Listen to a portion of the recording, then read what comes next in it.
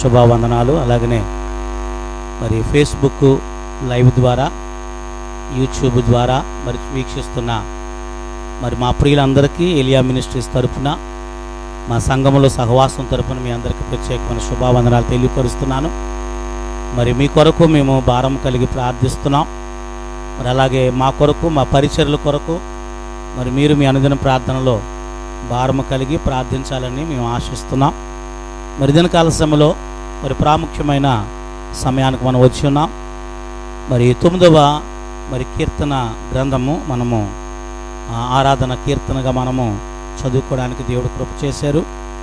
మరి యొక్క కీర్తన భక్తుడు దావీదు రచిస్తూ ఇక్కడ మొదటి వచనంలో ఒక చక్కని మాటను మరి మనకు తెలియపరుస్తున్నాడు. పూర్ణ హృదయముతో నేను యెహోవాను స్తుతించెదను. దేవునికి స్తోత్రం.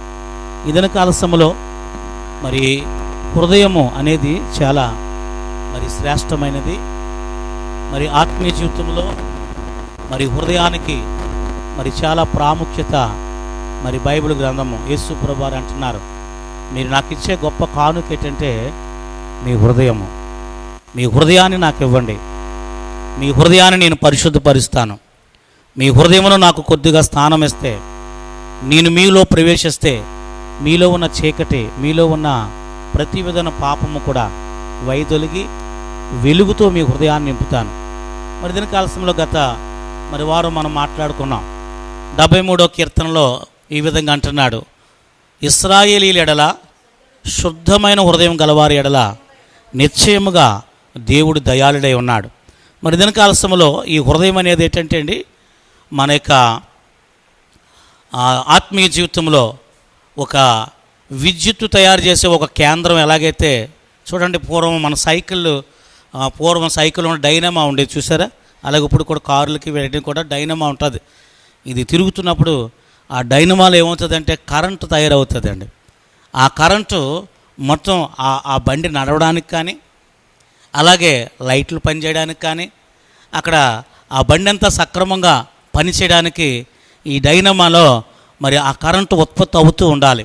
అలాగే దినకాలశంలో మన హృదయం కూడా సరిగ్గా ఉంటే, మన ఆత్మీయ జీవితంలో మన యొక్క ప్రతివిధ, మన ప్రార్థన కానీ, మన సాక్ష్యం కానీ, మన ఉపదేశం కానీ, మన యొక్క నడవతలు కానీ, మన యొక్క చూపులు సమస్తం కూడా మరి హృదయం ఎప్పుడైతే నువ్వు సరైన విధముగా హృదయాన్ని నువ్వు బాగు చేసుకుంటే, హృదయాన్ని సరైన విధముగా మరి ఉంచుకుంటే, మరి మనకు ఆత్మీయ జీవితం కూడా చాలా సవ్యముగా, సక్రమముగా, దేవుని సన్నిధిలో అంగీకృతముగా, ఆశీర్వాదకరంగా మనము మన ఆత్మీయ జీవితంలో ముందు కొనసాగలం.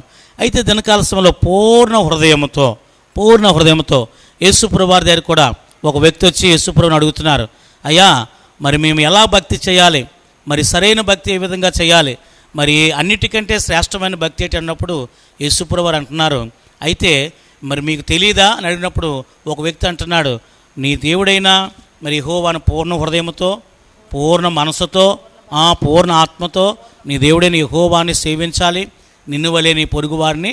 అప్పుడు యేసుప్రభు వారు ఆ వ్యక్తితో అంటున్నాడు, అయ్యా నీవు దేవుడి రాజ్యానికి చాలా సమీపంగా ఉన్నావు,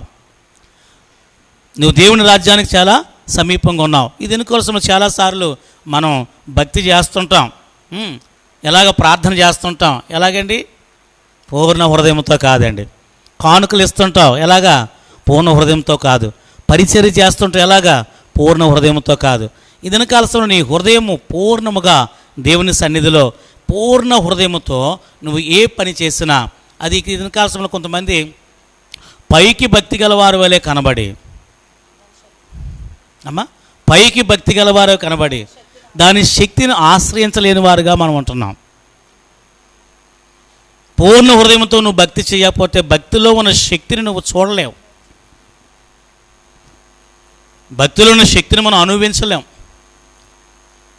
ఎందుకంటే దినకాల్సిన నీ హృదయము సరైనది కాదు. ఒక వ్యక్తి యేసు ప్రభు శిష్యులను, అపోస్తులను చాలా దగ్గరగా వెంబడించి బాప్తిసం కూడా పొందుకొని పరిశుద్ధాత్మ శక్తి పొందడానికి ఇంత డబ్బు మూట పట్టుకొచ్చి అపోస్తుల దగ్గర పెట్టి, అయ్యా మీరు ఏదో ఆ వరం ఉంది కదా, కొంచెం ఆ వరం నాకు ఏదైనా కొంచెం ఈ డబ్బు తీసుకొని నాకు ఇస్తే ఏదో 4 రూపాయలు సంపాదించుకుంటాను, ఎందుకంటే ఇటు పూర్వం గారడీలు చేస్తూ బ్రతికేవాడు.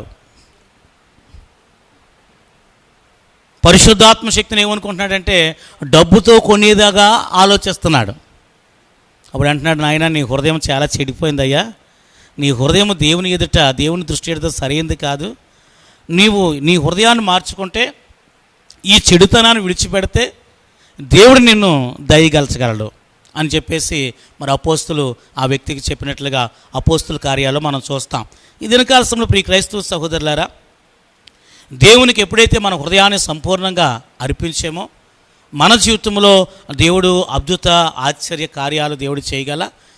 ఈరోజు ఈ హృదయానికి చాలా ప్రాముఖ్యత ఇస్తుంది బైబిల్ గ్రంథం.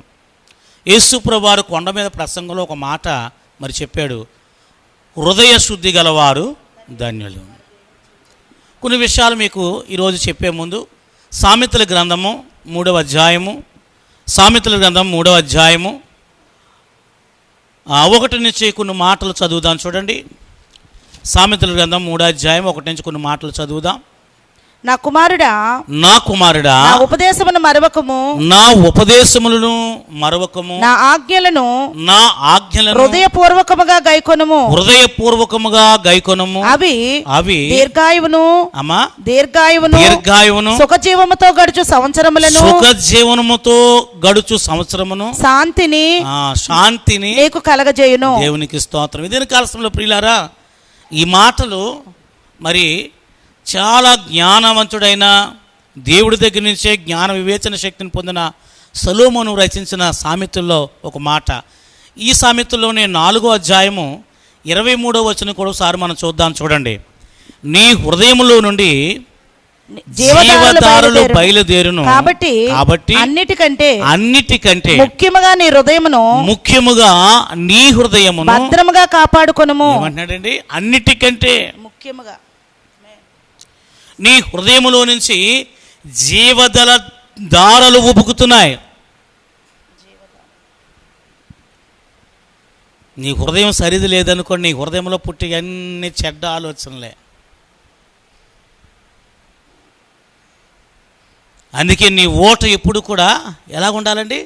చాలా నిర్మలంగా ఉండాలంటే నీ హృదయాన్ని ముందు దేవునికి సంపూర్ణముగా దేవునికి అప్పగించాలి. ఈరోజు చాలామంది చర్చికి వస్తున్నాం, నీ హృదయాన్ని దేవుడికి అప్పగిస్తలేదండి. పైకి భక్తి గలవారి వలె కనబడుతున్నావు, కానీ నీ హృదయంలో దేవుని శక్తిని ఆశ్రయించలేకపోతున్నావు. చాలామంది నీ హృదయాన్ని పూర్ణంగా ఎప్పుడైతే ఆయనకు నువ్వు అప్పగించావో ప్రియులారా, నీ హృదయంలో జీవజల దారలు ఉబుకుతాయి, జీవధారలు బయలుదేరును. ఆనంద ప్రవాహము, ఉత్సాహము, సంతోషము, దేవుని సన్నిధిలో ఉన్న సంతోషము, దేవుని స్తుతించడం ఉన్న సంతోషము మరి ఇంకెక్కడ దొరుకుతుందండి? మరి నాకు అయితే మాత్రం దేవుని చక్కగా పాడడము, దేవుని చక్కగా స్తుతించడం, ఈ సంతోషం ఎక్కడానూ పొందుకోలేము మనం. దేవునికి స్తోత్రం. శ్రేష్టమైన సంతోషం దేవుని స్తోత్రం. నీ హృదయంలో జీవజల దారాలు ఉబుకుతాయి. అందుకే అన్నిటికంటే ముఖ్యముగా నీ హృదయమును చాలా జాగ్రత్తగా నువ్వు కాపాడుకోవాలి. నీ హృదయాన్ని చాలా జాగ్రత్తగా కాపాడుకోవాలి. నీ హృదయాన్ని ఎప్పటికప్పుడు దేవుని వాక్యం చేత పరిశుద్ధపరుచుకుంటుండాలి. నీ హృదయంలో ఏ విధమైన చెడు తలంపులు ఓడకుండా నీ హృదయాన్ని పరిశుద్ధపరచుకోవాలి. అర్థమవుతుంది ఇదని కాలంలో ప్రియ క్రైస్తవ సహోదరులారా, నీ హృదయం ఎప్పుడు పరిశుద్ధాత్మతో, నీ హృదయంలో ఎంత పాటుపడిన ఆయన నీ హృదయంలో నీ హృదయ సామ్రాజ్యం ఒక సింహాసనం దేవుడి కొరకు వేయాలి. ఆయనే రాజుగా ఉండాలి. అందుకే దినకాలంలో ప్రియులారా, హృదయ శుద్ధి ప్రతి క్రైస్తవుడికి కూడా చాలా అవసరమైనది. దేహశుద్ధి చేసుకుంటున్నాం, మంచిదే.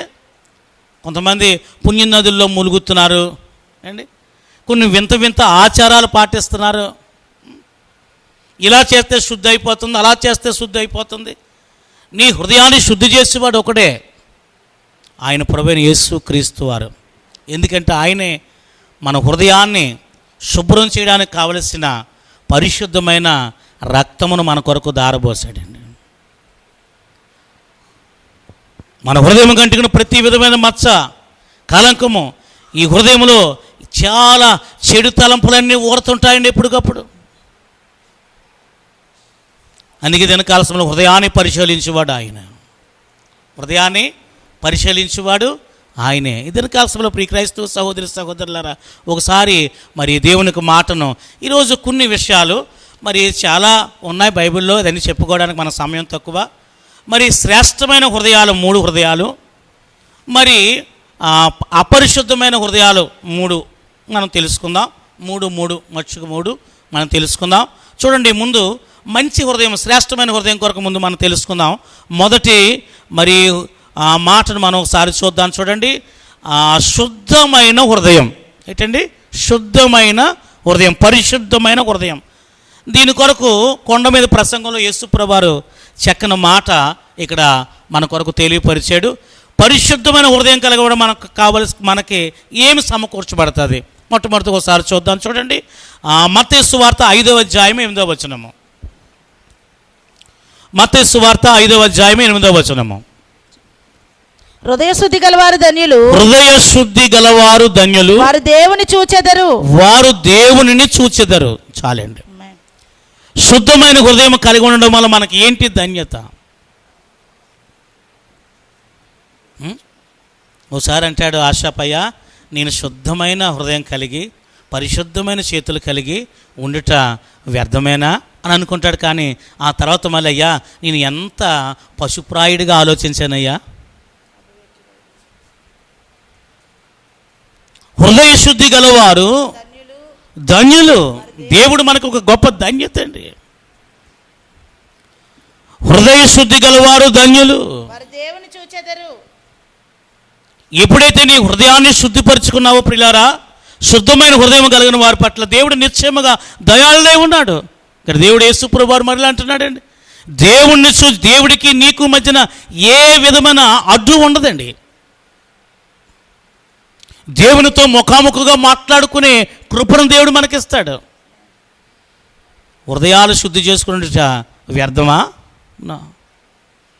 ఎవరైతే శుద్ధమైన హృదయం కలిగి ఉన్నారో దేవుడు నీకు సమీపంగా ఉంటాడు. కొంతమంది ఎలాగుంటారంటే, మన హృదయం అంతా యెషయా గ్రంథం 29వ అధ్యాయంలో ఉండి మనం చెప్పాను కదండి, మన ఆలోచనలన్నీ లోపలెట్టుకొని ఏం చేస్తుంటాం? యెషయా గ్రంథం 29:15 ఒకసారి చదవండి, ఒక్కరు చదవండి. యెషయా గ్రంథం 29:15 ఒక్కరు చదవండి. తమ ఆలోచనలు దేవునికి కనబడకుండా లోపల, ఎక్కడ? అంతరంగంలో, హృదయాంతరంగంలో. కొంతమంది అంతా పైకి చక్కగా కనబడి బయటికి ఎలా ఉంటారంటే, ఇలా చాలా అమాయకంగా ఉంటారండి. నువ్వు ఏలెట్టినా సరే కొరకలేండి, చాలా ఎంత సున్నిత జీవులండి, ఎంత అమాయకులండి అని కనబడుతుంటారు. అబ్బో, వీరు హృదయ ఆలోచనలు చూడాలండి.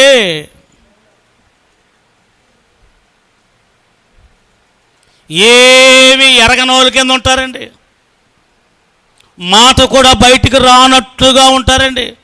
వీరి హృదయ ఆలోచనలంతా చెడ్డవేండి, అవి బయటికి కనబడినెవరో నట్లు. చాలామంది వారి అవిధేయత, వారి అపవిత్రత, వారి పాపము హృదయాంతరంగంలో ఉంచుకొని పైకి ఎలా ఉంటారంటే అండి, చాలా చక్కగా యేసుప్రభువు ఇటువంటి వారు, ఓ ఈ సున్నము కొట్టిన సమాధులారా, మీరు ధర్మశాస్త్ర ఉపదేశకులు అవ్వచ్చు, పరిసయ్యులు అవ్వచ్చు, మీరు గొప్ప గొప్ప వంశాల్లో పుట్టచ్చు, గొప్ప గొప్ప గౌరవాలు మీరు పొందొచ్చు, కానీ మీ అంతరంగం అంతా కుళ్ళుతో నింపబడి ఉన్నది. మేడి పండు చూడు, మేలుమై ఉండు, పొట్ట విచ్చి చూస్తే పురుగులుండు. ఆ చందానే చాలామంది క్రైస్తవులు ఉంటుంటారండి. వారు హృదయం అంతా చెడ్డ ఆలోచనలతో నింపబడి ఉంటుంది, పైకి మాత్రం మేము చాలా పరిశుద్ధులమండి ఒక టైటిల్ పెట్టేసుకుంటారు. అర్థమవుతుందా?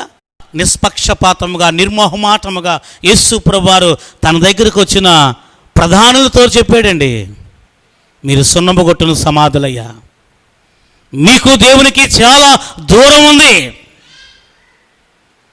ఈ క్రైస్తవ సహోదరి సహోదరులు చాలా జాగ్రత్తగా దేవుని వాక్యాన్ని మనం గమనించాలి. హృదయాన్ని శుద్ధి చేసుకుని ఉండడం వల్ల, శుద్ధమైన హృదయం కలిగి ఉండడం వల్ల దేవుడు నీకు చాలా సమీపంగా ఉంటాడు. దేవుడు నీవు చూసే నేత్రాలు దేవుడు నీకు ఇస్తాడు. హృదయాన్ని శుద్ధి చేసుకొని ఉండడం వల్ల ఏంటి ప్రయోజనం అని ఎవరో ఏంటండి బాధపడకండి. నువ్వు యథార్థమైన హృదయం కలిగి ఉంటే నీ భక్తి చాలా శ్రేష్టమైంది. నీవు ధన్యుడవు, ధన్యురాలువు. దేవుడు నీకు దగ్గరగా ఉంటాడు. అర్థమవుతుందండి? ఇది కాల సమయంలో ఇక రెండో విషయం మనం చూద్దాం. చూడండి, జ్ఞాన హృదయము. ఏ హృదయం? మొట్టమొదటి హృదయము శుద్ధమైన హృదయం. ఈ శుద్ధమైన హృదయం ఉండడం వల్ల మనకు కలిగిన ప్రయోజనం ఏంటంటే దేవుడు మనకి దగ్గరగా ఉంటాడు. దేవుడు మనకి సమీపంగా ఉంటాడు. దేవునితో మనం మాట్లాడుతాం, మనతో దేవుడు మాట్లాడతాడు. ఇక రెండవది జ్ఞాన హృదయము. ఈ జ్ఞానం కూడా లోక జ్ఞానం కాదండి. లోక జ్ఞానం తింగర జ్ఞానం అనేవారు నాన్నగారు. తింగర జ్ఞానం అంటే మన గొయ్యిని మనం తీసుకుంటామండి. అర్థమవుతుందా? తింగరోళ్ళ జ్ఞానం ఎలాగుంటుంది? కొంచెం తింగరోళ్ళు కొన్ని తింగర పనులు చేస్తుంటారు చూడండి. చిన్నపిల్లలు కొన్ని తింగర, ఎందుకంటే నలుగురు తింగరోళ్ళను వదిలేసామనుకోండి, ఏం చేస్తారు? ఏలన్నా హాని తెచ్చుకుంటారు, లేకపోతే ఎదుచోడుకన్నా హాని చేస్తారు.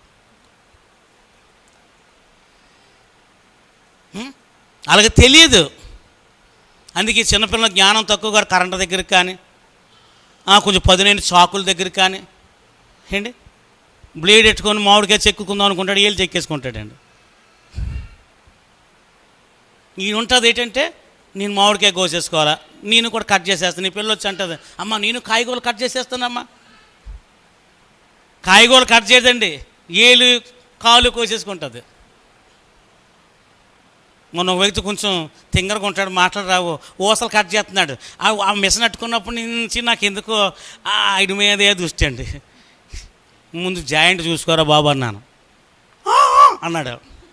ఆ తర్వాత ఎందుకు అలాగొచ్చి టీ తాగుతూ అలా బయటకు వచ్చేటికల్లా ఆ కట్ చేసేయడం మిషన్ ఆన్లో నుంచి జయ్యని ఇష్టం చక్రం తిరిగిపోతుందండి. ఈ లోపల పావు గంట చక్క పెట్టుకుంటున్నాడు, ఏమాత్రం కాలు ఎత్తే నరం కట్ అయిపోద్ది. నాకు బీపీ పెరిగిపోయింది. ఆకు ముందు మిషన్ కట్టు. వాడు అన్నాను, ఈ తింగరోడు మిషన్ ఎందుకు ఇచ్చారా బాబు అంటే.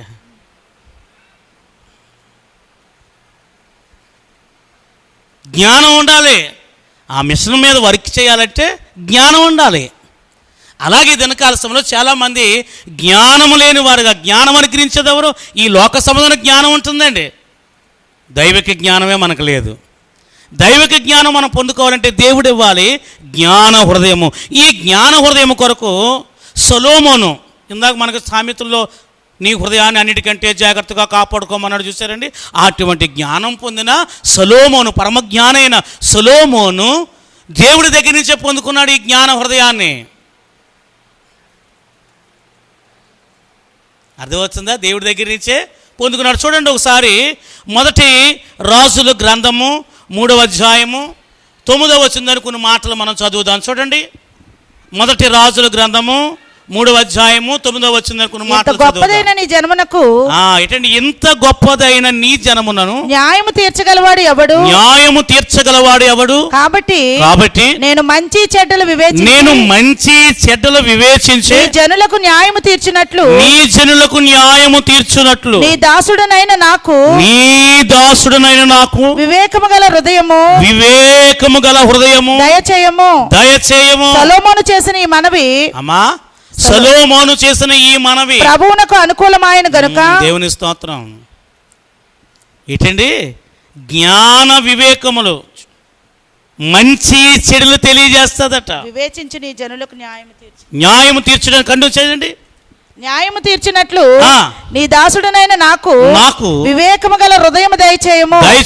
సొలొమోను చేసిన ఈ మనవి ప్రభువునకు అనుకూలమైన గనుక దేవుడు అతనికి ఇలాగు సెలవిచ్చెను, దీర్ఘాయువునైనను ఐశ్వర్యమునైనను. ఏం అడగలేదయ్యా, నీ హృదయానికి జ్ఞానం అడిగావు. ఈ జ్ఞానం ద్వారా ఏమొస్తుందండి? మంచి చెడ్డలు ఉన్నది అక్కడ చూడండి 9వ వచనంలోను. మంచి చెడ్డలు వివేచించి నీ జనులకు జ్ఞానమైన హృదయం దేవుడు నీకు ఇవ్వకపోతే మంచేటో చెడ్డేటో తెలియదు. కొంతమంది చూడండి, మంచి అనే చెడ్డ పనులు చేస్తుంటారండి. నేను మంచి అనుకున్నానండి, కానీ చెడ్డ కార్యాలు చేస్తున్నాడండి. పౌలు గారు సౌలుగా ఉన్నప్పుడు మతానికి కట్టుబడి, యోధా మతానికి కట్టుబడి, నేను మతానికి న్యాయం చేస్తున్నాను అనుకొని అందరినీ కూడా పీకలు నరికేసేవాడండి. యేసు మార్గంలో ఉన్న వారందరినీ కూడా చిత్రహింసలు పెట్టేవాడండి. ఆ తర్వాత తెలుసుకుని, అయ్యా పూర్వము నేను హింసకుడును, దూషకుడును, హానికరుడును, నా పూర్వపు అజ్ఞాన దశలో నేను ఈ విధంగా ప్రవర్తించాను. ఏం లేదు, జ్ఞానం లేక. మంచి చెడులు వివేచించే విచక్షణ జ్ఞానం చాలామందికి ఉన్నట్లా మంచి అని అనుకుంటున్నావు, కానీ చెడ్డు పనులు చేస్తున్నావు. మంచి చెడులు వివేచించాలంటే నీకు దేవుడు జ్ఞాన హృదయం దేవుడు ఇవ్వాలి. కొంతమంది దినకాల సమయంలో ఏది మంచో ఏది చెడో తెలియని స్థితిలో ఉంటున్నారండి. కారణం ఏంటో తెలుసండి, వారికి జ్ఞాన హృదయము లేకపోవడం వల్ల. జ్ఞానమైన హృదయం కలిగి ఉండడం వల్ల మన జీవితంలో చెడును విడిచిపెడతాం, మంచిని స్వీకరిస్తాం. అర్థమవుతుందా? కొంతమంది ఈ లోకం నుంచి వెళ్ళిపోమని దేవుడు మనకేం చెప్పట్లేదు. ఈ నీటిలో ఉన్న తామరాకు ఎలా ఉంటుందో అలా ఉండమంటున్నాడండి. అది అందరినీ ద్వేషించమని ఏంటి. కొంతమందికి జ్ఞానం లేక, ఇదిగో మీతో మాట్లాడడం, మేము యేసుప్రభుని నమ్ముకున్నాం, ఇదిగో మీతో మేము కడపడం, మేము యేసుప్రభుని నమ్ముకున్నాం అలాగని చెప్పాడా? అలాగైతే నువ్వు ఎవరిని రక్షిస్తావు? మీరు విగ్రహారాధికులు, మీకు మాకు సంబంధం లేదు అలా చెప్పాడా దేవుడు? పాము వలె వివేకం కలిగి ఉండాలి, పావురం వలె నిష్కాపట్యం కలిగి ఉండాలి. నీ స్నేహితులు ఒక వ్యక్తి అలాగే ఏసన్న గారి దగ్గరికి వచ్చానంటండి, అయ్యా మా స్నేహితుడు ఒకడు బాగా పాడైపోతున్నాడండి, పేకాట ఆడేస్తున్నాడండి, పేకాట ఆడుతున్నాడు, ఇల్లు పట్టట్లేదండి, చాలా వరకు దుర్వ్యసనాలకి పేకాట ఆడినాడు, తాగేస్తున్నాడండి, చాలా ఉన్నాడండి, 3 రోజులు కోటాలు కదండి, నేను వెళ్ళి తీసుకొస్తానండి అన్నాడండి. ఎక్కడున్నాడు అయ్యా అన్నాడంట. పలానా దగ్గర ఉన్నాడండి. నువ్వు అక్కడికి వెళ్ళకో, ఎందుకంటే ఈయన సంగతి తెలిసండి. ఎవరికి? తల్లి పుట్టిల్లు మేనమామ గారికి తెలుసు కదా. మనోడు ఎంత జ్ఞానం హృదయం కలిగినాడో తెలుసు. అబ్బాబే కోపం వచ్చిందండి వ్యక్తికి, నన్ను నమ్మలే చూసారా పాస్టర్ గారా, నేను అన్నట్టు అనుకుంటున్నారా, అందులో జాయిన్ అయిపోతాను అనుకుంటున్నారా, అందులో కలిసిపోతాను, ఆడిని తీసుకొస్తానన్నాడండి. వెళ్ళాడండి. వీళ్ళన్నాడు, రే తప్పురా, ఎక్కడాడడం తప్పురా, ఈ జోడు వాడడం తప్పురా, కోటాలు జరుగుతున్నారు, రారా వచ్చారా, కోటాలకు వచ్చాయి, 3 రోజులు కోటాలు, మంచి దైవజనులు వచ్చారు, మంచి వాక్యం ఉంటుంది రా అని చెప్పారంటండి. రాగరా చాలా వరకు పోయినాయి, కొద్దిగా ఒక్క గేమ్ ఆడి వచ్చేస్తానేమో, ఆ గేమ్లో నాకు తెలియదు అసలు, ఒక గేమ్ ఆడి వచ్చేస్తానాడు. అయితే సరే ఆడి ఇదే లాస్ట్ అన్నాడండి. ఒక్క ఆట గెలిచి వచ్చేస్తాను రా అన్నాడండి. ప్రార్థన చేయి, ఇంకా ప్రార్థన చేస్తాను, నేను గెలిపించేస్తాడు, నేను ప్రార్థన చేస్తుంటే నువ్వు ఆడన్నాడండి. ప్రార్థన చేసాడు, ఓడిపోయాడు. ఇతను ముందుకు వచ్చి టచ్ ఉన్నాడండి, ఇతడు మారు మనసు వచ్చింది కదా, టచ్ ఉన్నాడండి. అతను అలా కాదు, ఇలాగే చెప్పాడండి. మళ్ళీ ఓడిపోయాడండి. ఇక్కడ కలిసి వచ్చి లేకరా, నేను ప్రార్థనాపూర్వకంగా ఆడతాను అన్నాడండి. ఏసు రక్తం చేయి, ఏ రమ్మక్కాయి అన్నాడు. సంవత్సరం అంతే తిప్పాడండి, ఓడిపోయాడండి. మళ్ళీ కూర్చున్నాడండి. కూటం అయిపోయింది, పొద్దుటి కూటం. ఆయన తీసుకురావడం కాదు కదా, ఇతడు మునిగిపోయాడు అందులో. కారణం ఏంటో తెలుసా? ఏ హృదయం లేదు, జ్ఞాన హృదయము లేక. కొంతమంది ఈ విధంగానే కొన్ని చిక్కుల్లో చిక్కుపోతున్నావు. నువ్వు అనుకుంటున్నావు నేను మంచే చేస్తున్నావు అనుకుంటున్నావు, కానీ నువ్వు చెడు పనులు చేస్తున్నావు. మంచేదో చెడ్డేదో అంటే నేను మంచే కదని చేస్తున్నావు అనుకుంటున్నావు, కానీ అది చెడు. నేను సపోజ్ ఒక ఉదాహరణ చెప్పాను. ఈరోజు చాలామంది ఈ విధంగానే దేవుని మార్గమే దేవుని చిత్తమే అని చాలామంది దేవుని చిత్తానికి వ్యతిరేకమైన పనులు చేసేవారుగా మనం ఉంటున్నాం.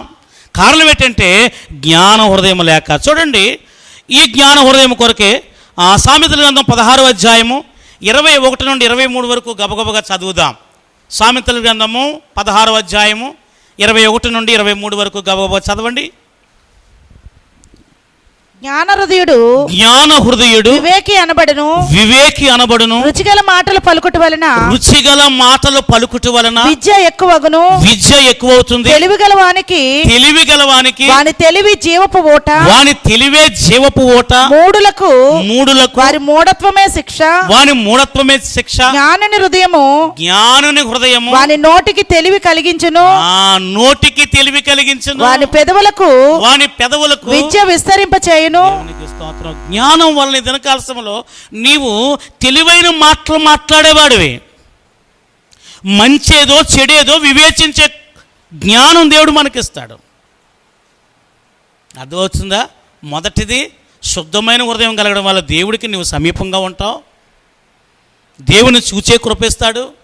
రెండవది జ్ఞానమైన హృదయం కలగడం, వివేకము దేవుడు మనకిచ్చి మంచి చెడులు ఏంటో పరీక్షించి మంచి దాన్ని మేలును చేసి కీడు నుండి పేతురు గ్రంథంలో అంటాడు, మీరు ఆశీర్వాదానికి వారసుడు పిలువబడ్డారు కాబట్టి కీడును విడిచిపెట్టి మేలుని, ఎందుకంటే రాబోయే మంచి దినాలు చూడబోయేవారు మీరు.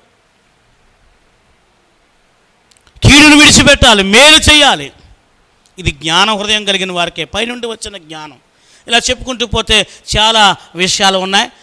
ఇదని కాలంలో ప్రియులారా, ఇక మూడవది మనం తెలుసుకుందాం. మూడవది ప్రోక్షించబడిన హృదయము. ఏంటండి?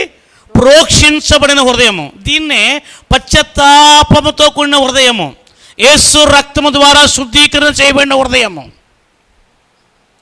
యేసు రక్తముతో ఉదక స్థానము చేయబడిన హృదయము, ప్రోక్షించబడిన హృదయము. ఈ హృదయము మీకు ఇంకా బాగా అర్థం అవ్వాలంటే ప్రియులారా, విరిగి నలిగిన హృదయము.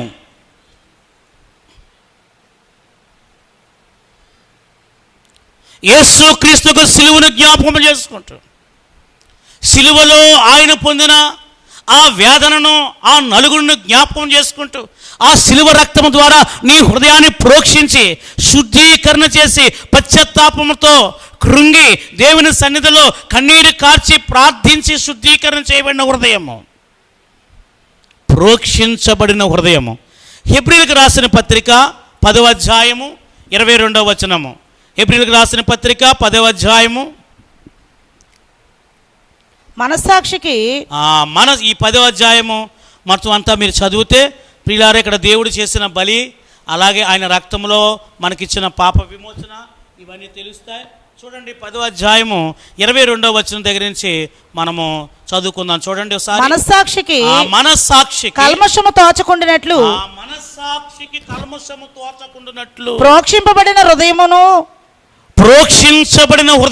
హృదయముల గలవారమును నిర్మలమైన ఉదకముతో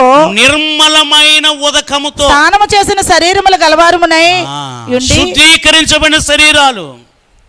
నువ్వు ముందు హృదయాన్ని శుద్ధి చేసుకుంటే ఆటోమేటిక్గా హృదయంలో ఉన్న ఈ పరిశుద్ధను బట్టి నీ శరీరము ఆటోమేటిక్. కొంతమంది అంటారు పైకి ఎలా కనబడుతున్నాం కానండి లోపలంతా దేవుడేనండి. నిజంగా నీ హృదయంలో కానీ ఆయనే కానీ నివసిస్తే నువ్వెందుకు మార్పురావు? నీ మాటల్లో కరుకుతనం పోతుంది, మృదుత్వం వస్తుంది, కొండెములు పోతాయి, కలహాలు పోతాయి, మూర్ఖత్వం పోతుంది, అసమాధానం పోతుంది. కలహప్రియుడిగా ఉన్న నీవు సమాధానం కోరుకునేవాడుగా ఉంటావు.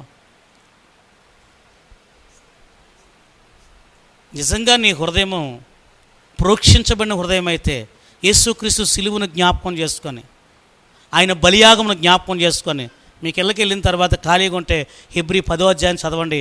ప్రోక్షించబడిన హృదయం కొరకు చాలా పశ్చాత్తాపముతో కూడిన హృదయము, నీ పాపములు ఒప్పుకున్న హృదయము, దేవుని రక్తముతో కడగబడిన హృదయము, ఆయన నీ కొరకు ఎంతైతే విరిగి నలిగి బలియాగమయ్యాడో దాన్ని జ్ఞాపకం చేసుకుంటూ, పాపిని ప్రభువా నా తలంపుల కొరకే, నా యొక్క చేతల కొరకే, నా యొక్క నడతల కొరకే, నా దేహంతో చేసిన పాపం కొరకే నీవు విరవబడ్డావు, నీ దేహమంతా దున్నబడ్డాది, సిలువలో నీవు చాలా యాతన పడ్డావు.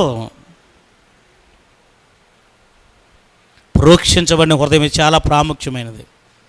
చాలా హృదయాలు ఉన్నాయి, మంచి యథార్థ హృదయాన్ని చెప్పుకోవచ్చు. నేను నాకున్న సమయాన్ని బట్టి 3 విషయాలు నేను చెప్తున్నానండి ప్రాముఖ్యమైనవి. ఇది చాలా ప్రాముఖ్యమైన శుద్ధమైన హృదయము దేవుని నీకు దగ్గర చేస్తుంది. రెండవది జ్ఞానం కలిగిన హృదయము లోకంలో మంచేదో చెడేదో గ్రహించి మంచిని స్వీకరించి చెడుని విడిచిపెట్టే కృపిస్తుంది. మూడవది ప్రోక్షించబడిన హృదయము నిన్ను నీవు దేవుని ఎదుట నీ పాపమును ఒప్పుకొని సిలువను జ్ఞాపకం చేసుకొని నిర్మలమైన బతుకంతో నీ హృదయంలో ఉన్న నీ మనస్సాక్షి నీ మీద దోషారోపణ చేయకుండా ఎవరిని అడగక్కర్లేదండి. నేను చేసిన పనికిమాలిన పనులేంటో నా హృదయం నా ఎదుట చెబుతుంది, నీ హృదయం నీ ఎదుట చెబుతుంది, సాక్ష్యం ఇస్తుంది. ఎవరినన్నా మోసపరచగల కానీ నీ మనస్సాక్షిని మోసపరచలేవు. అందుకే ప్రతి ఒక్కరికి ప్రోక్షించబడిన హృదయంతో వ్యక్తిగత ప్రార్థన కావాలి. బోధకుడుగా ఉన్న బోధకుల దగ్గర నుంచి విశ్వాసగా ఉన్న మీ వరకు కూడా ప్రతి ఒక్కరికి కూడా వ్యక్తిగత ప్రార్థన కావాలి. ఆ వ్యక్తిగత ప్రార్థనలో ప్రోక్షించబడిన హృదయాలు కలిగిన వారుగా ప్రార్థించగలగాలి. అప్పుడే నువ్వు పరిశుద్ధపరచబడగలవు. అప్పుడే దినకాల సమయంలో దేవుడు రాకడ ఈ క్షణమైతే చూడండి. ఇప్పుడు ప్రస్తుతం ఈరోజు కనబడిన వారు రేపు ఉంటున్నారో లేదో తెలియని పరిస్థితులు నేడు మనం చూస్తున్నాం. రాకడ పక్కన పెట్టండి, మన పోకడేటో కూడా తెలియని స్థితిలో ఉన్నాం. దేవుడు రాకడి క్షణమైనా లేక నీ పోకడి క్షణమైనా నువ్వు ఎత్తబడే గుంపులో ఉంటావో లేదో ఒక్కసారి మనము ఆలోచించాలి. నీ హృదయం ఎదుటి దోషారోపణ చేయకుండా ఉందా?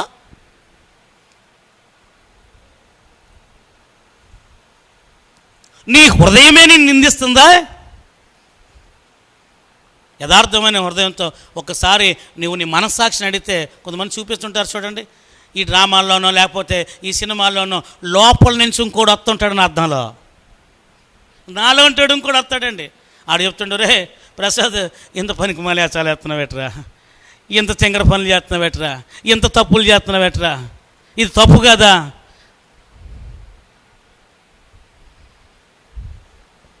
నీ మనస్సాక్షే నీ మీద దోషారోపణ చేస్తుంది. ఎవరో అక్కర్లేదండి.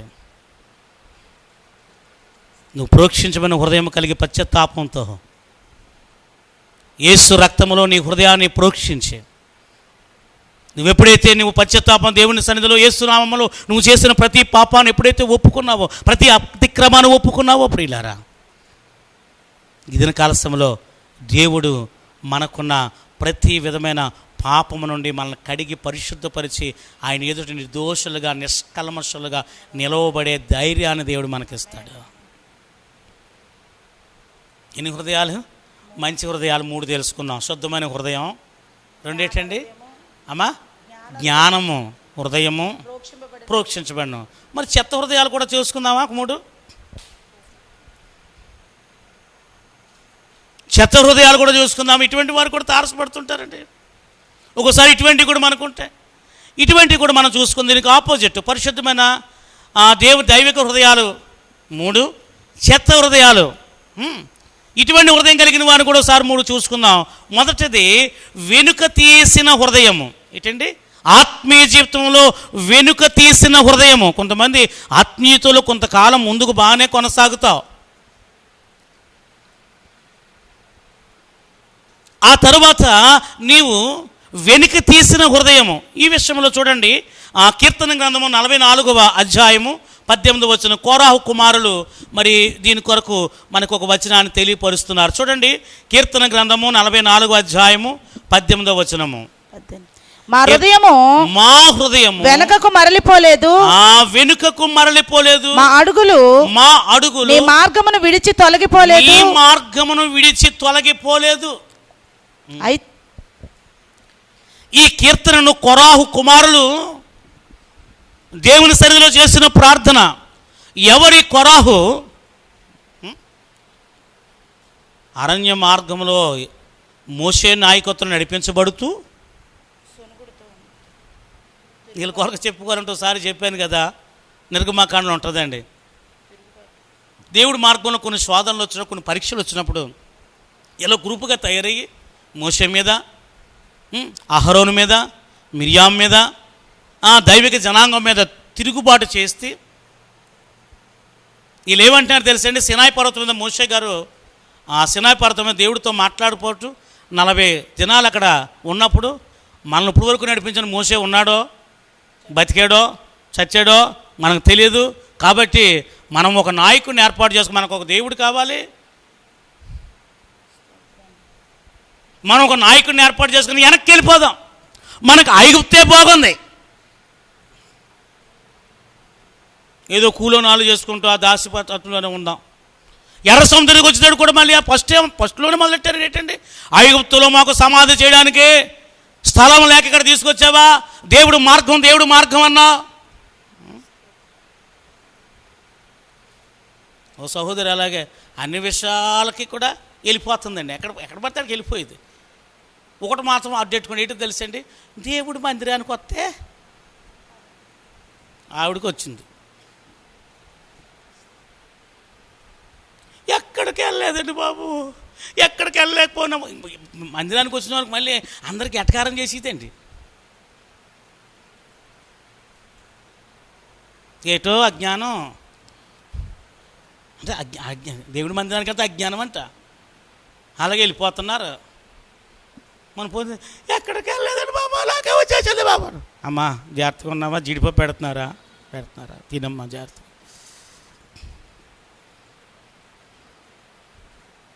దేవుని కాపుదల ఉందా మనకి? దేవుని స్తోత్రం.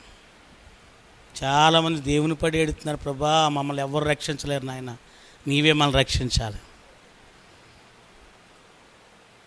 దేవుడి మందిరానికి స్థానం ఇవ్వండి, కుటుంబారాధన చేసుకోండి, ప్రార్థనలు ఏమాత్రం నిరాశపడకండి. మరి దీని కాలశంలో తతిమా విషయాల్లో పెళ్ళిళ్ళు, పేరంటాలు ఇలాంటివి మానుకోండి. అవి మానవు, ఇది మానేస్తున్నాం. చుట్టాలింటికి తిరగడం మానవు.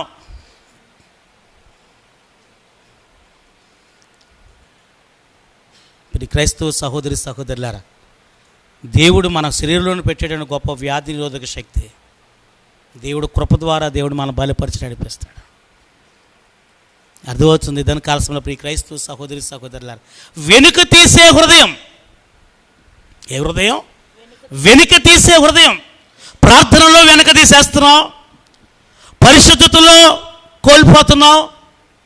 అయితే కొరాహు కుమారులు అంటున్నారు, నాయనా మేము వెనక తీసే హృదయాలు కలిగిన మా తండ్రులు అయితే అవ్వచ్చేమో కానీ మా హృదయం వెనకకు మరలిపోలేదు. మా హృదయం ఎప్పుడు కూడా వెనకకు మరలిపోలేదు నాయన. మా అడుగులు నీ మార్గమును విడిచి తొలగిపోలేదు. మా అడుగులు ఎప్పుడు నీ మార్గాన్ని విడిచి తొలగిపోలేదు నాయన. అయితే నక్కలున్న చోట నీవు మమ్మల్ని బహుగా నలిపి ఉన్నావు. నలగొడతాడు, నలుగుడు ఉందండి. కానీ వెనుక తీసే హృదయము. కొంతమంది అవిశ్వాసులు మాటలు ఆలకిస్తున్నావు.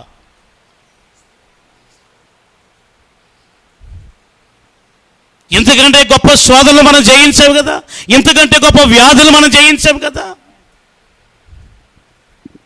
ఇంతకంటే గొప్ప సమస్యలు మనం జయించాము కదా. ఎందుకు వెనకదీస్తున్నావు? ప్రార్థనకు వెనకదీస్తున్నావు. కొంతమంది మాకంటే 10 సంవత్సరాల ముందు నుంచి చర్చికి వెళ్తున్నాండి, వాళ్ళు ఎలాగ ఉంటున్నారు కాబట్టి మేము ఇలాగ ఉంటే అది పర్లేదండి. పర్వాలేదండి. నువ్వు యేసుని చూస్తున్నావా, మనుషులను చూస్తున్నావా? వెనుక తీయకు. వెనుక తీయడం వల్ల ప్రియులారా ఏం కోల్పోతావో తెలుసండి? నీవు దేవుని మార్గాలను విడిచిపెట్టేస్తావు. దేవుని మార్గాలు తినని మార్గాలు, నీ మార్గాలు, ఈ లోకపు మార్గాలు దుర్మార్గాలు, దుష్టుడి మార్గాలు.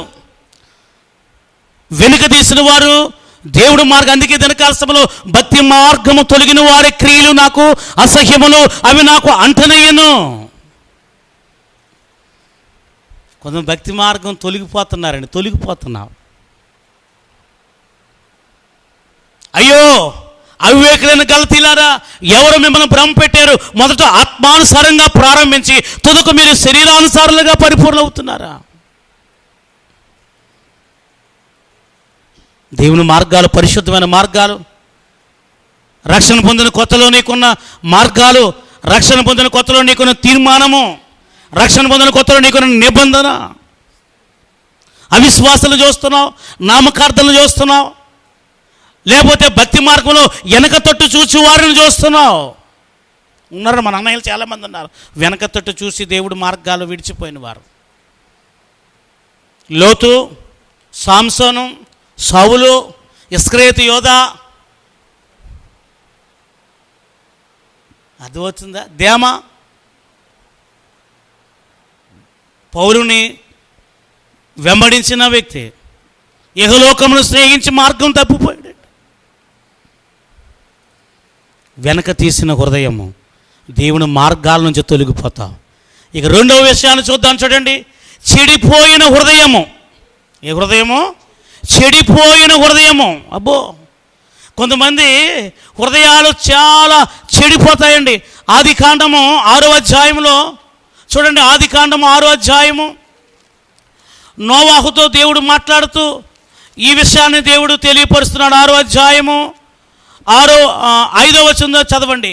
నరుల చెడుతనము భూమి మీద గొప్పదనియు వారి హృదయం యొక్క తలంపులోని ఊహ అంతయు ఎల్లప్పుడూ కేవలము చెడ్డది యెహోవా చూచి. చెడిపోయిన హృదయాలండి. చెడిపోయిన హృదయాల్లో దేవుని వాక్యాన్ని చోటు ఉండదు. కానీ అమ్మా, ప్రతి పనికిమాలిన విషయాన్ని చూడ వారు తలంపులన్నీ చెడుతాను.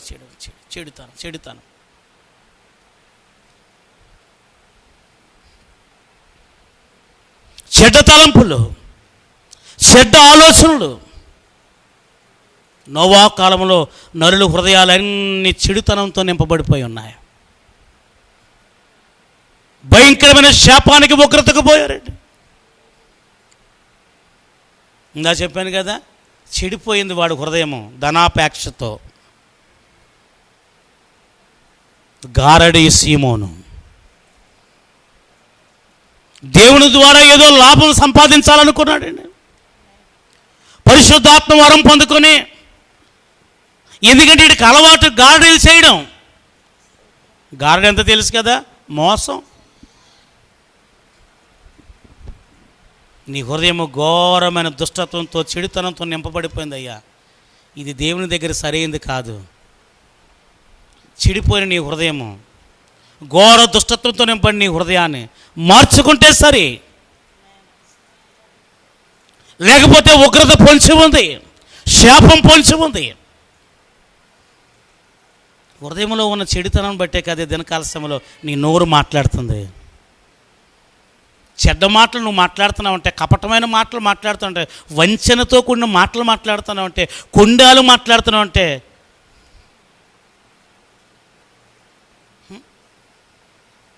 యేసుప్రభువు వారు ఒక దగ్గర ఒక మాట చెప్తున్నాడు. అయ్యా, నోట్లోంచి కడుపులోకి పోయేది మనిషిని అపవిత్రపరచదు, నీ హృదయం లోపల నుండి బయటకు వచ్చే కొన్ని క్రియలు ఉన్నాయ్యా, వాటి వల్ల నువ్వు అపవిత్రుడు అవుతున్నావు. ఓ దగ్గర పరిసయుడు అన్న మాటకు అర్థమై పరిశుద్ధులు అని పేరు పెట్టేసుకుంటారండి. ఎవరిని అంటారో ముట్టరో మేమే పరిశుద్ధులము అని భక్తి గర్వంతో నింపబడిపోయిన వారు పరిసయులు. యేసు ప్రభు కాలంలో ఒక తెగలు, ఒక భాగం ఉండేదండి, ఒక జాతి. వీళ్ళు పరిసయులు అంటే వీళ్ళు ప్రత్యేకమైన శుద్ధీకరణ ఆచారం. బయటికి వెళ్ళి వస్తే శుద్ధీకరణ, అన్యులను ఎవరిని ముట్టుకోరు, ఎవరితో కూడా సంభాషించరు, వీరి భోజనం, వీరికి పడక, వీరి అన్నీ కూడా ప్రత్యేకమైందండి. యేసుప్రభు వారు ఆ ఇంటికి భోజనానికి పిలువబడ్డాడు. ఆ భోజనానికి పిలవడం కూడా ఎందుకు పిలిచాడు తెలుసండి?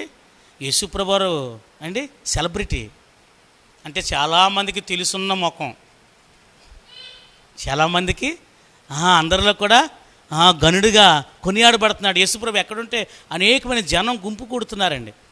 అందుకు యేసుప్రభుని ఇతని ఇంటికి భోజనానికి వెళ్తే ఇతనుక ఏంటంటే స్టేటస్ పెరుగుతుంది.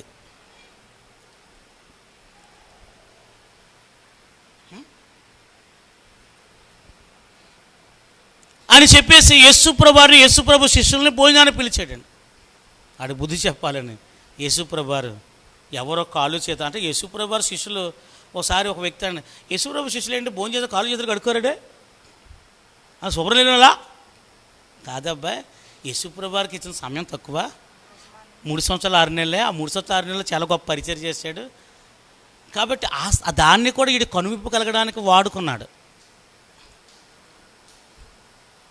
భోజనం పెడుతున్నాడు కానీ హృదయంలో ఏం చేస్తున్నాడండి, నీచంగా చూస్తున్నాడు. ఇదేటలో కాలు గడుకోకుండా వచ్చారు. చిచి యేసుప్రభు అని చెప్పలేదేటి, పేరుకి యూదుడు. చిచిచ్చా ఇంత డెట్టి అలవాట్లెట్టి ఆ పాపపు స్త్రీని అలా తాకనిస్తున్నాడు ఎట్టి అతను. నేను పైకి అన్నారు అంటున్నాడండి. లోపలంతా ఎలాగుందండి, లోపలంతా రివేజో రీల్ తిరిగేస్తుంది. మీరు చెడ్డవారే ఉంటే మీకు వచ్చే ఆలోచనలు కూడా పచ్చగా ఉన్నాడు కంటే ఊరంతా పచ్చగా అంతదంట. ఏమో మరి అంత మొదటి పచ్చగా ఎప్పుడు నాకు రాలేదు. కళ్ళు పచ్చబడిపోతే ఊరంతా పచ్చగా నువ్వు చెడ్డోడు అందరూ అనుమానిస్తుంటావు, నువ్వు దొంగోడువి అందరూ దొంగలేమో అని చూస్తుంటావు.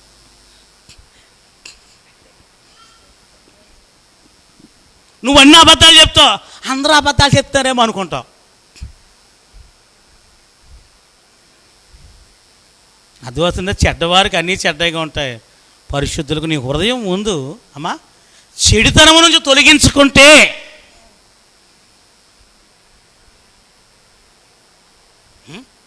అర్థమవుతుందా? నరుల ఆలోచనలు, వారి ఊహలు యేసు ప్రభు వాళ్ళ తలంపులు ముందుగానే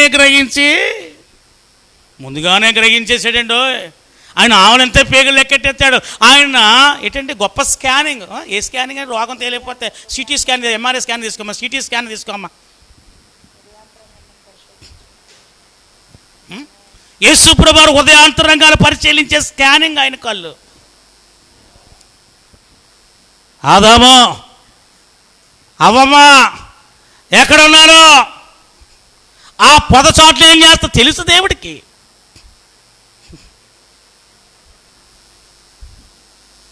నేను తినద్దన్న పండు ఏమైనా తిన్నారా అని తెలీదా? నీ ఊహలు తెలియదు అనుకుంటున్నా. కొంతమంది చాలా చక్కగా కథ అల్లుతుంటారండి. వచ్చారండి పాటర్ గారండి, ఇలాగండి అలాగండి నువ్వు కథ అల్లుతున్నావని నీ నసుగుడిలోని తెలిసిపోద్ది.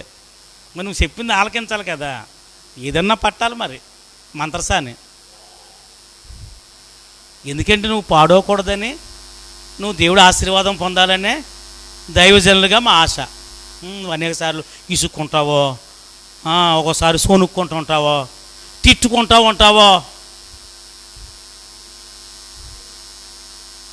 కొంతమంది గట్టిగా వాక్యం ఖచ్చితంగా చెప్తుంటారు, ఈ పాస్టర్ గారు నోరు అడిపోతే బాగుండు అనుకున్న వాళ్ళు కూడా ఉంటారు. అబ్బో తెలియదు అనుకుంటున్నారా? వెనకాల రాజకీయాలు,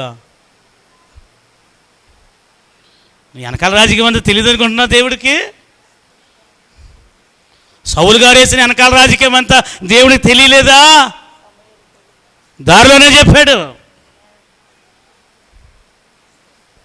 నీ హృదయం చెడిపోయింది, నీ ఊహ, నీ తలంపు అంతా చెడ్డది, కేవలము చెడ్డది, మంచిది ఏమీ లేదండి. చెడిపోయిన హృదయం. చూడండి కీర్తన గ్రంథము 28వ అధ్యాయం 3వ వచనం కూడా చదవండి. దీనికి ఇంకొక రెఫరెన్స్ 28:3 భక్తిహీనులను పాపము చేయువారిని నీవు లాగివేయినట్లు నన్ను లాగివేయకము. భక్తిహీనులను పాపము చేయువారిని నీవు లాగివేయినట్లు నన్ను లాగివేయకు నాయనా. వారు దుష్ట ఆలోచన హృదయములో ఉంచుకొని తమ పొరుగు వారితో సమాధానముగా మాట్లాడుదురు. నీ దుష్ట ఆలోచన నీ హృదయం చెడుతానని దేవుడు తెలియదు అనుకుంటున్నావా? దుష్ట ఆలోచన హృదయంలో ఉంచుకొని తమ పొరుగువానితో సమాధానంగా మాట్లాడుతున్నారంటే మీకు శుభము కలుగునుగాక అంటున్నారట. చెడిపోయిన హృదయం కలుగు. నీ హృదయం చెడుతానని బట్టి నోరు మాట్లాడుతుంది.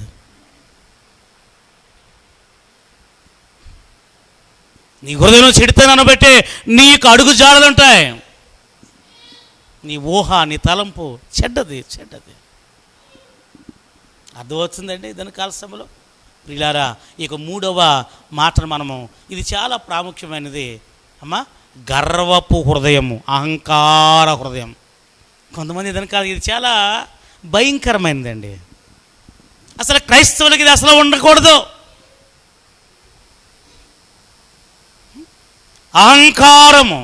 ఏదో కొంతమంది చాలా గర్విష్ఠులుగా 4 కొత్త కోకలు ఇచ్చేయడం. కోకలంటే చీరలు, పల్లెటూరు భాష. 4 కొత్త బుస్కోట్లు అంటే చొక్కాలు.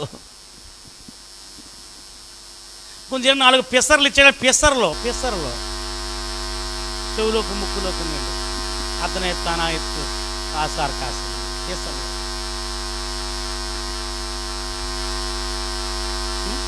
ఒక మేడం మీద ఒక వస్తువు వాహనము. అబ్బో వెంటనే ఈ అహంకారము గర్వ హృదయాన్ని దేవుడు క్రొవ్వు పట్టిన హృదయం అంటున్నాడండి. ఏంటండి క్రొవ్వు పట్టిన హృదయము?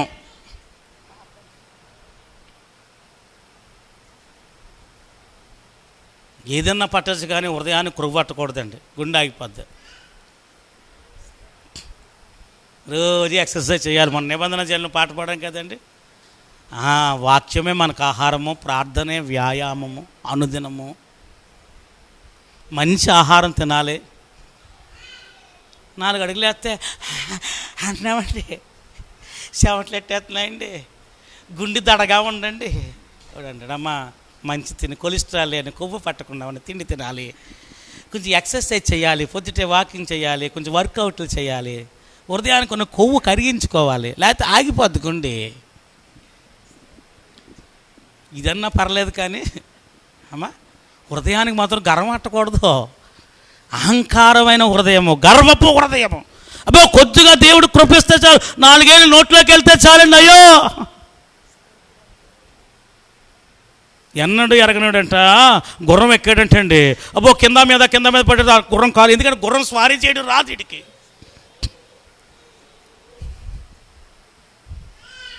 గుర్రం ఎక్కి స్వారీ చేసే రాజకుటుంబంలో చిన్నప్పటి నుంచే గుర్రాన్ని స్వారీ చేస్తాడు. వేగంగా పరుగు తీస్తాడు. ఈ గుర్రం ఎక్కడం చేతగా ఎన్నడూ ఎరగనాడు.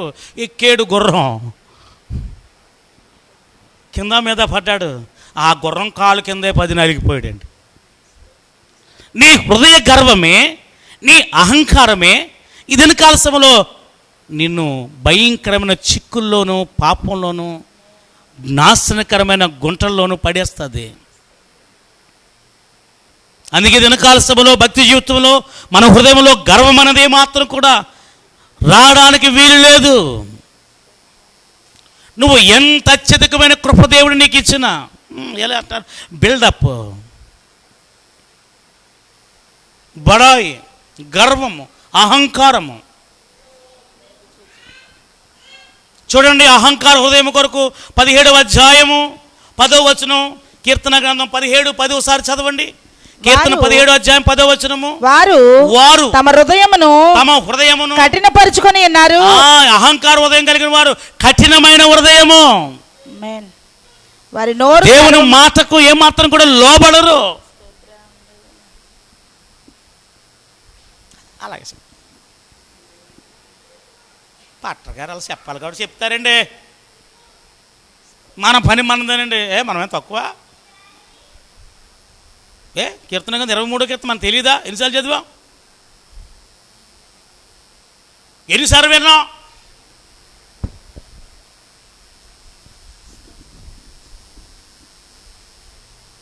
పదిహేడు కీర్తన మనకు తెలీదా? యోహాను సువార్త తెలీదా? ఏదన్నా రాని గర్వం రాని వారి హృదయము దేంతో కఠినమైన హృదయం, దేవుని మాటకు లోబడరు, తమ హృదయమును కఠినపరుచుకొని ఉన్నారు. రాతి హృదయాన్ని నీలోంచి తీసివేసి మెత్తని మాంస హృదయాన్ని నేస్తానంటున్నాడు అండి. విధేయత కలిగిన హృదయము, వినయము కలిగిన హృదయము, దేవుని వాక్యముకు దేవుని చిత్తానికి లోబడే హృదయము. గర్వపు హృదయం ఎప్పుడు కూడా దేవుని మాటకు లోబడదు. నేను పట్టుకున్న కుందేలుకి 3 కాళ్ళే లేదమ్మా 4 అమ్మా, బే నా మాటే చెల్లాలి. వినవు. కొంతమంది ఈ విధంగా వారి గర్వమే వారికి నాశనానికి నడిపిస్తుంది అండి. వస్తీ అనే ఒక రాణి ఆమె గర్వమే. వస్తీకి బదులుగా ఎస్తేరును దేవుడు ఎన్నుకున్నాడు. అందం చూడలేదు ఇక్కడ ఆ రాజు. ఆమెలో ఉన్న ఎస్తేరులో ఉన్న ఎస్తేరు కొంచెం నల్లగానే ఉంటుంది. ఎస్తేరు కొంచెం చేతులు ఎందుకంటే చిన్నప్పటి నుంచే కష్టపడిన చేతులండి. సుకుమారంగా రాజకుమార్తెలా పెరగలేదు. ముద్దుకే ఎస్తేరుకి ఏం నేర్పాడు తెలుసండి? వినయం నేర్పాడు,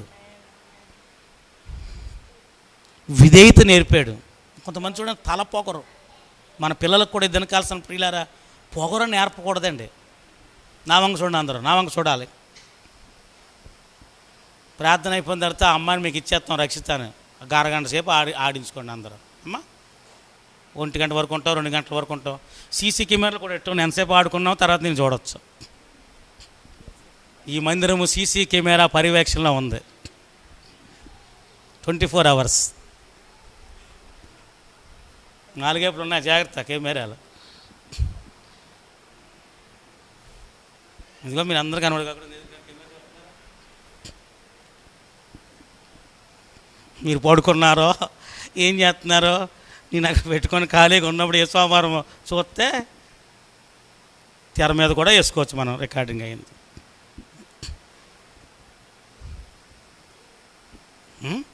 అర్థమవుతుందా? ఇదని కాలంలో ప్రియ క్రైస్తవ సహోదరి సహోదరులారా, ఏ హృదయం అండి? గర్వపు హృదయము. ఈ ఎస్తేరమ్మలో మొద్దుకే గారు ఏమి నేర్పారండి? వినయము, విధేయత, భక్తి. అందుకే ఈమెకి నియమించాడు ఒక మేకప్ మ్యాన్, ఒక మేకప్ కిట్ ఇచ్చాడు. ఎవరు? రాజుగారు. కొన్ని ఆభరణాలు ఇచ్చాడు. కొన్ని ఆ యొక్క మేకప్ మ్యాన్ ఇతనికి నిర్ణయించబడిన ఆ యొక్క షండు ఏమైతే ఈమెకు అలంకరించాడో అయ్యే అలంకరణలో ఈమె ఏమి సొంత పెత్తనాలు ఏం చేయలేదండి. తత్మ వాళ్ళు వీళ్ళ ప్రత్యేకంగా తెచ్చుకున్నారు. ఇంకొకటి ఇది కాదండి, ఇలా చెయ్యండి, ఈ జడ కాదండి, ఇలాగండి, ఈ నాకు కాదండి, ఇలా చూడగానే వాడు. ఎందుకంటే వీళ్ళ పెద్ద ఈ రాజుగారు తెలియని అందమా? వస్తీ గొప్ప అందగత్తి అండి. ఎస్తేరు గారిని చదివితే ఈ రాజుగారు ముందు పట్టపురారుగా తీసివేసిన రాణిగారు అందాన్ని ఎన్నో సామ్రాజ్యాలు, ఎన్నో రాజులు పొగిడేవారు. అంత అందగాలు తెలిసే నీ సోకేం దేవుడు తెలియదు అనుకుంటున్నావేటి?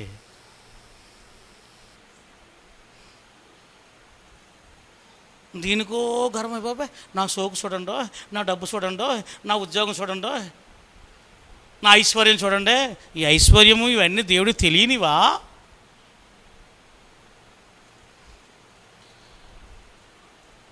వినయము గల వారిని దేవుడు దీవించాలని చూస్తున్నాడని వెతుకుతున్నాడు. ఆకాశం దాసండి.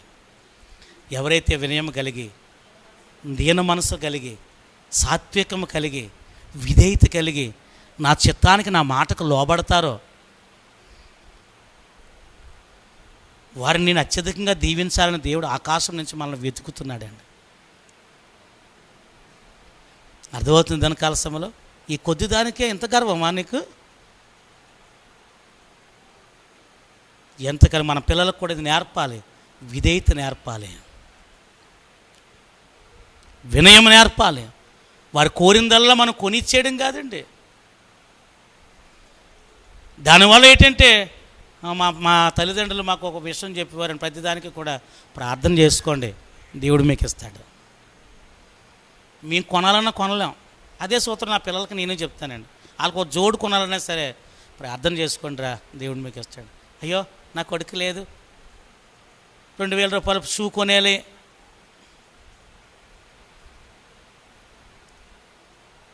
ప్రార్థన మీద ఆధారపడండి. మరి దినకాల సమయంలో ఇప్పటి వరకు నేను పొందుకున్న ప్రతీది ప్రార్థనా పూర్వకంగా నేను పొందుకున్నాను. ఏ విషయంలో కూడా ఏ విషయంలో దేవుడు నాకు లోటు చేయలేదండి. ఏ సంతోషమును దేవుడు నాకు తక్కువ చేయలేదండి. ఏ వయసులో ఏ సంతోషం నాకు కావాలో ఆ సంతోషాన్ని దేవుడు ఇచ్చాడండి. ఇది లోటు అని చెప్పుకునే స్థితి దేవుడు నాకు ఇప్పటికీ దేవుడు ఇవ్వలేదు. ఎవడు కూడా దేవుడికి నమ్మకంగా ఉన్నంత వరకు. ఏమో నా బుద్ధి గడ్డి తిని నేనేమన్నా ఇలాంటి అహంకార హృదయాలు ఇటువంటి ఏమన్నా వస్తే నేను దేవుడి కృపను కోల్పోతే లోటు రావచ్చేమో, కానీ దేవుడి కృపలో ఉన్నంతకాలం కూడా దేవుడు నాకు ఏ విషయంలో లోటు చేయడని నేను బల్లగుద్ది చెప్తాను. అర్థమవుతుంది. దాని కాల్సం ప్రియ క్రైస్తవు ఏదన్నా రావని గర్వం రానివ్వకు. నీకు గర్వ హృదయము, అహంకారం అనే హృదయము అర్థమవుతుందండి. వీరు దేవుని మాటకు లోబడరు, కఠినత్వం. చూడండి మరొక మాట చూద్దాం. చూడండి కీర్తన గ్రంథమే 131 వచనం కూడా చదవండి. 131 అధ్యాయము కీర్తన 1 వచనము చదువుదాం. చూడండి 131 వచనము. యెహోవా నా హృదయము అహంకారము గలది కాదు. ఏమంటాడండి? దేవా నా హృదయము అహంకారము గలది కాదు. నా కన్నులు మేదు చూచినవి కావు. నా కన్నులు మీదు చూచినవి కాదు. నాకు అందని వాటి అందైనను, నాకు అందని వాటి అందైనను, గొప్ప వాటి అందైనను, నేను అభ్యాసం చేసుకొనట్లేదు నాయన. నేను నా ప్రాణమును నిమ్మలపరుచుకొని ఉన్నాను. ఎప్పటికప్పుడు నిమ్మలపరుచుకుంటున్నాను, సముదాయించుకొని ఉన్నాను. ఎప్పటికప్పుడు సముదాయించుకుంటున్నాను ఈ వాక్యము చేత. అహంకారమైన హృదయం కలిగింది కాదయ్యా నా హృదయము. ప్రార్థిస్తున్నాడు 131 కీర్తన, మరి దావీదు కీర్తనలో, యాత్ర కీర్తనలో కీర్తన. అహంకారము, గర్వము. ఇంకొక మాట చూద్దాం. చూడండి సామెతలు 16వ అధ్యాయము 5వ వచనం కూడా చదవండి. సామెతలు 16:5 కూడా చదవండి ఒకసారి. గర్వ హృదయులందరూ యెహోవాకు హేయులు. గర్వముతో అహంకారముతో నీవు హృదయాన్ని నింపుకున్నావా, దేవుడికి నీవు హేయుడివి అయ్యాలివి. నిశ్చయముగా వారి శిక్ష నొందుదురు. అందుకే ఎట్టి పరిస్థితులను మన హృదయంలో ఒక గర్వము పాళ్ళు రానివ్వకండి. అర్థమవుతుందా? మానవ నైజం ఏంటంటే కొంచెం గర్వం. ఈ గర్వానికి ఏమి లేదండి. అందరికంటే ఒక కొంచెం జాండ పిల్లకి ఎక్కువ ఉందనుకోండి, ఏంటంటే తల తెగ తిప్పేస్తాం జనగంట. అందరికంటే పెద్ద తల తెలుసా? ఏ టైఫాయిడ్ జనం 2 సార్లు వచ్చిందో మొత్తం ఊడిపోయిందండి. పోనీ టైల్ అయిపోయింది.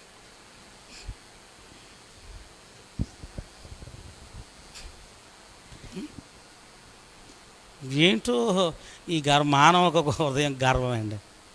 ఇలాంటి వాళ్ళు కొంతమంది చూస్తాను, నాకు నవ్వు వస్తుంటుంది. మరి నాకే నవ్వు వస్తుంటున్నప్పుడు దేవుడు ఇంకెంత నవ్వుకుంటాడండి మన హృదయ గర్వాన్ని చూసి.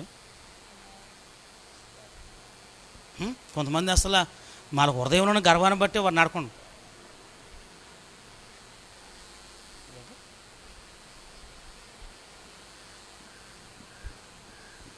లోబడమ్మా.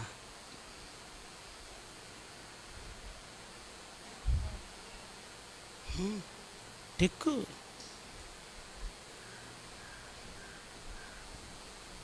లోబడు. కొంతమంది దినకాల్సిన ప్రియ క్రైస్తవ రేంజ్కి వెళ్ళకు. అందన వాటి ఎందు కొంత బట్టలకి వెళ్తుంటారండి. అంటే ఏంటి? ఆ బట్ట చూడరు ఏంటండి రేటు, మన రేంజ్ తక్కువ ఉంటుంది ఏంటండి.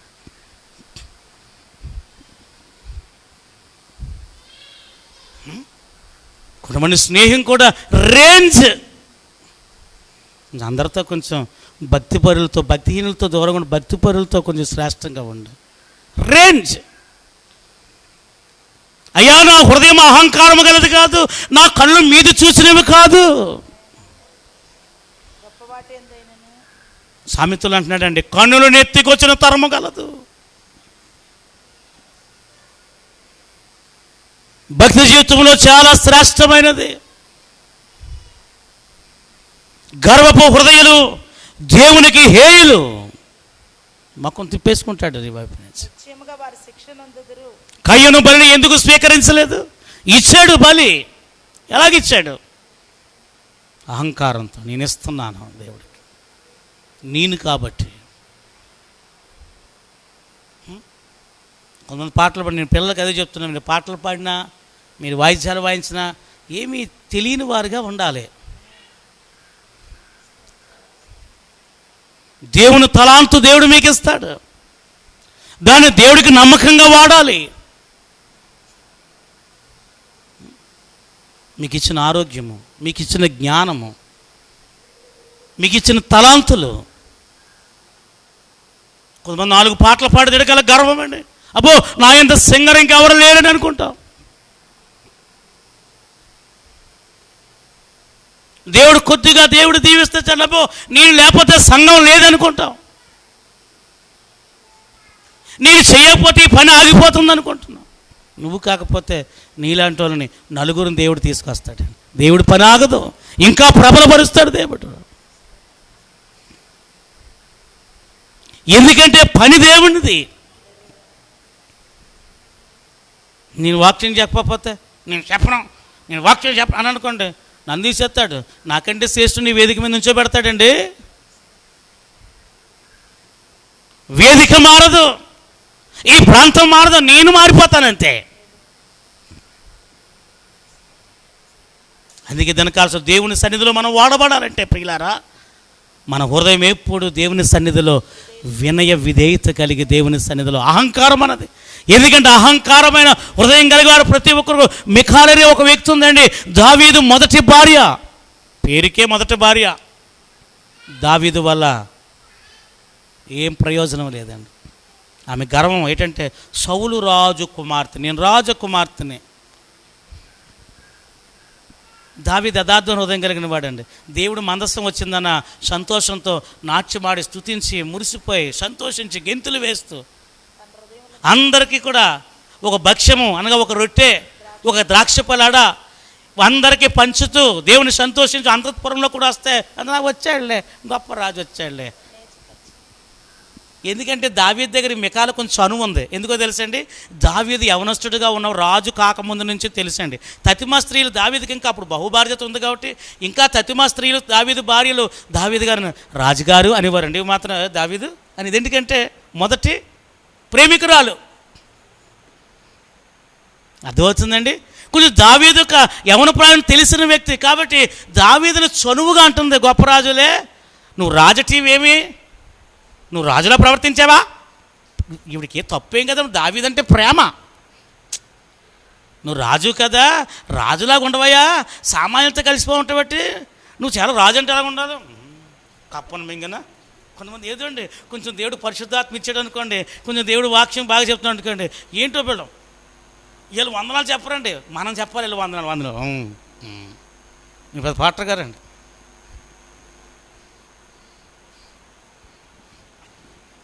సంఘంలో కొంచెం 4 సార్లు పేరు చెప్పామనుకోండి, బాబు బాబు అని చెప్పామనుకోండి, రాజావారు, రాజాబాబు, రాజాగారు అని చెప్పి పాస్టర్ గారు చెప్పారనుకోండి, అంటే ఈయన బీసిపోతాడండి.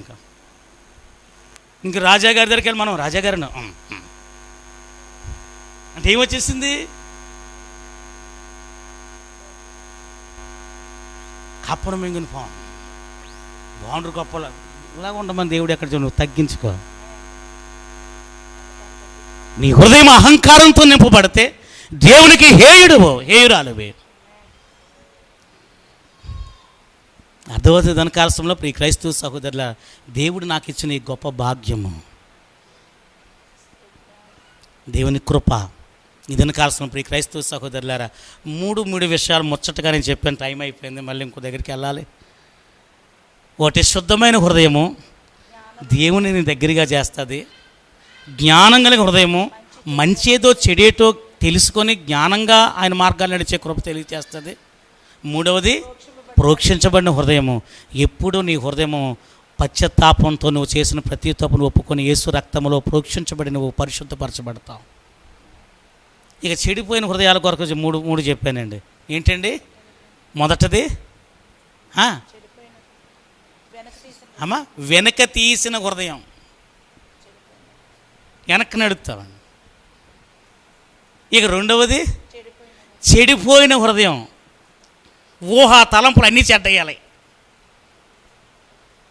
ఇక మూడవది గర్వ హృదయం, అహంకార హృదయం. మరి దేవుడి సన్నిధిలో పరిశుద్ధపరి హృదయం కలిగిన, యథార్థమైన హృదయం కలిగిన కొన్ని విషయాలు, ఒక 3 విషయాలు చెప్పి ముగింపుగా నేను ముగిస్తాను. చూడండి, కీర్తన గ్రంథం 32వ అధ్యాయం 11వ వచనం. భక్తి వరుల యొక్క హృదయంలో దేవుడు మనకిచ్చిన సంతోషం ఎటువంటిదో ఒకసారి చూద్దాం. కీర్తన 32:11 చదవండి. 11 నీతిమంతులారా యెహోవాను బట్టి సంతోషించండి, ఉల్లసించండి. యథార్థ హృదయులారా మీరందరూ ఆనందగానము చేయుడి. ఏముందండి? ఆనందగానము, సంతోషము, ఉల్లాసము, ఉత్సాహము, ఏడుపు లేదా. కొంతమంది చూడండి, ఇటువంటి చెడ్డ హృదయాలు కలిగి ఉన్నాయంటే వీళ్ళ ముఖాలు ఎప్పుడు కూడా ఏంటి, ఈశుడు యావడం ఎంతో పసుపు రాసినా సరే ఈ ముఖానికి, ఏడుపు ముఖానికి సింగారం రాదంటండి, నవ్వు రాదండి. కొంతమంది ఏదో ఫీలింగ్ అయిపోతుంటారు, ఏదో ఫీలింగ్. ఒక 1/2 లీటర్ ఆవదం తాగినట్టుగా ముఖాలు ఉంటాయి. అలా ముఖంలో కళ ఉండదు, కాంతి ఉండదు. నా 2 చేతులు జోడించి చెప్తున్న తల్లిలో అలా ఉండకండి. మీ హృదయం ఎప్పుడు వెలుగుతూ ఉంటే మీరు ఎప్పుడు ప్రకాశిస్తూ ఉంటారు. దేవునికి స్తోత్రం. ఇక రెండవ కీర్తన 28:7 కూడా చదవండి ఒకసారి. కీర్తన 28:7 కూడా చదవండి. యెహోవా నా ఆశ్రయము, నా కేడము, నా హృదయము ఆయన యందు నమ్మిక ఉంచెను గనుక, దేవుని యందు నమ్మిక ఉంచింది గనుక నాకు సహాయము కలిగెను. కావున నా హృదయము ప్రహర్షించుచున్నది, నా హృదయము ప్రహర్షిస్తుంది. కీర్తనలతో నేను ఆయనను స్తుతించుచున్నాను. రోజంతా దేవుని స్తుతిస్తున్నావా? వేకు ప్రార్థన దగ్గర నుంచి రాత్రి పండుకునే వరకు కూడా దేవుడి సన్నిధిలో నీ హృదయం ఎప్పుడు సంతోషిస్తూనే ఉండాలి. ఎన్ని బలహీనతలు వచ్చినా సంతోషించాలి, ఆనందించాలి. ఉంటాయి, చాలా చిక్కులు ఉంటాయి, చాలా సమస్యలు ఉంటాయి, చాలా బలహీనతలు ఉంటాయి. మన నీతిమంతుడు ఎప్పుడు సింహం వలె ధైర్యంగా ఉండాలి. ఎప్పుడు నేను ఎల్లప్పుడూ యెహోవాను స్తుతిస్తాను, నిత్యమైన కీర్తి నా నోటంట ఉంటుంది. మనకు శరీరంలో కొంచెం బలహీనత ఉన్న 2 పాటలు ఎక్కువ పాడాలి. ఎవరన్నా మన కొంచెం మన స్థితిని చూసి, లేదా మన దరిద్రతను చూస్తావు, మన బలహీనతను చూస్తావు, ఎవరన్నా మనం నిందించారనుకోండి, దేవుని స్తుతించాలండి.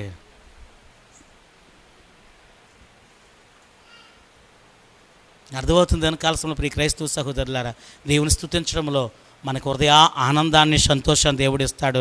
చూడండి, 119వ కీర్తన గ్రంథము 11వ వచనం ఒకరు చదవండి, 3వ వచనం ఒకరు చదవండి. కీర్తన గ్రంథము 119:11. నీ ఎదుట నేను పాపము చేయకుండానట్లు నా హృదయములో నీ వాక్యము ఉంచుకొని ఉన్నాను. అవుతుందా? మన హృదయంలో ఎప్పుడు కూడా దేవుని వాక్యము నిలవ ఉండాలి. ఉంటుందా?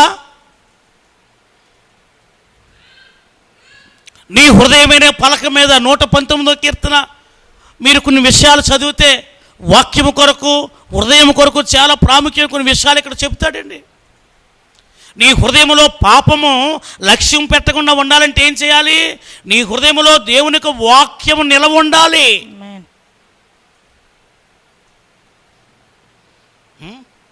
వాక్యము హృదయంలో నిలవలేకపోతే ప్రార్థన ఎలాగ వస్తుంది?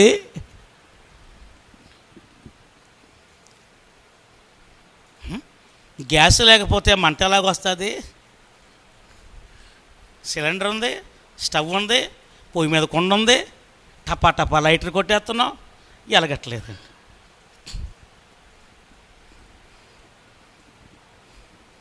గ్యాస్ ఎలగట్లేదండి సిలిండర్ స్వీట్ ఇలాగ ఎత్తే తేలిక తీసేయి. సిలిండర్ తీసుకొచ్చి ఆ మూలం ఫుల్ సిలిండర్ పట్టుకొచ్చి పెట్టి ఎప్పుడైతే ఫుల్ సిలిండర్ పెట్టి రెగ్యులేటర్ పెట్టాము టప్ ఇలా లైట్ ఒక్క స్పార్కే టప్ వెలిగిందండి. అబ్బో బిర్యానీ వండేసో, చికెన్ ఫ్రై వండేసో, అబ్బా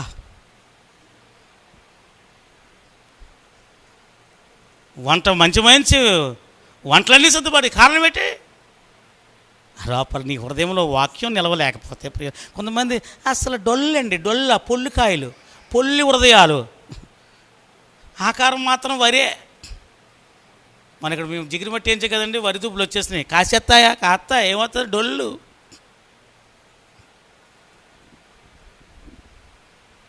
ఆకారమే.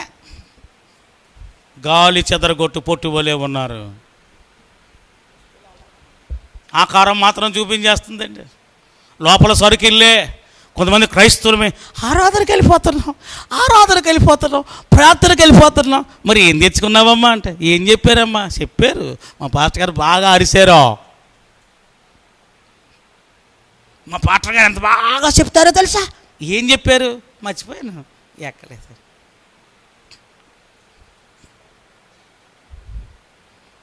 సాతాను శోధించేస్తుందమ్మా. మరి సాతాను ఆయన ఎందుకు కలుపుకుంటావు? నువ్వేమి దిక్కులు చూసావా? పిల్లలతో ఆడుకున్నావా? కిటికీలంక చూసావా? ఫ్యాన్ రెక్కలు లెక్కెట్టావా? ఎవరు వస్తున్నారో వెళ్తున్నారో వెనక ముందు చూస్తున్నావా? వాక్యం మీద శ్రద్ధ పెట్టుకోండి. మళ్ళీ సాతాను గాడిని ఎందుకు వంక? డోక్రా లెక్కలు వేసుకున్నావా కూర్చొని? మైండ్ ఎక్కడ? మనిషి ఎక్కడ ఉన్నా మైండ్ ఎక్కడ లేదండి. సీటీల లెక్కలు, వడ్డీల లెక్కలు.